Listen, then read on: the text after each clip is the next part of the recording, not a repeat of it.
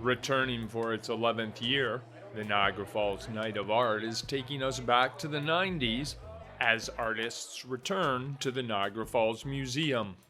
We have different exhibitions throughout the street, on Sylvia Place, and inside the museum. This year, we decided to theme it in all the love of the 90s. So it's Party Like It's 1999. So all the installations have to do with something that we loved or that's nostalgic about the 90s.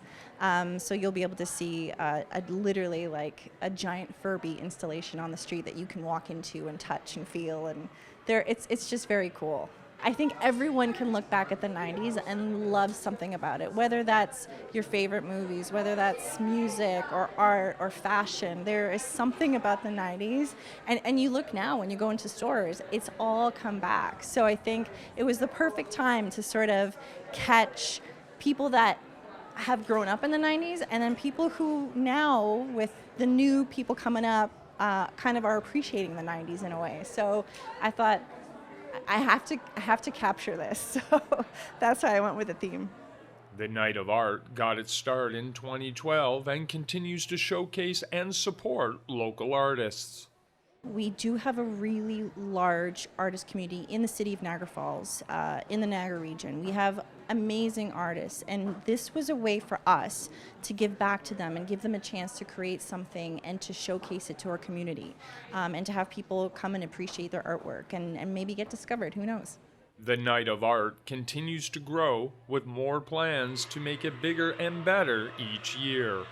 This year, I can honestly say we had way more applications than we've ever had. I think, we're sort of coming out of this COVID bubble and people are just want to be creative and want to get out there and really express themselves. And so this year we had way more artists apply, vendors apply. It's been amazing. It's just been amazing to support our community and grow it this way. And I think because it's exploded in that way, it had to be bigger. We had to just close down the street and put the artists there, put the vendors there, and just really give Niagara Falls a really good party.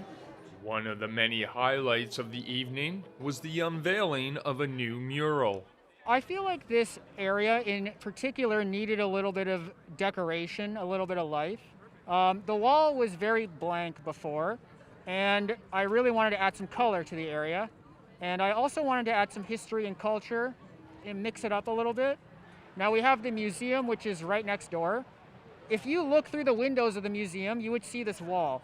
So I wanted to give it a 1812 sort of a feel. So I incorporated a British soldier and as well as an Indigenous warrior.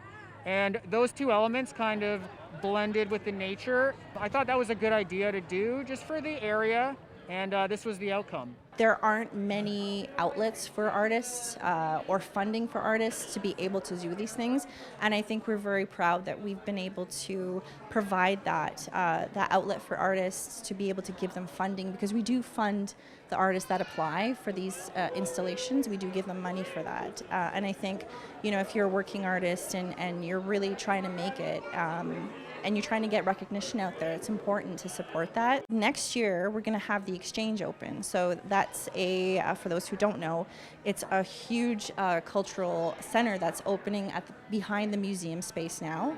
And that's going to give us way more space to have more exhibitions, performing arts, bands, music, food, everything. So it's definitely going to really, really expand what we're doing now.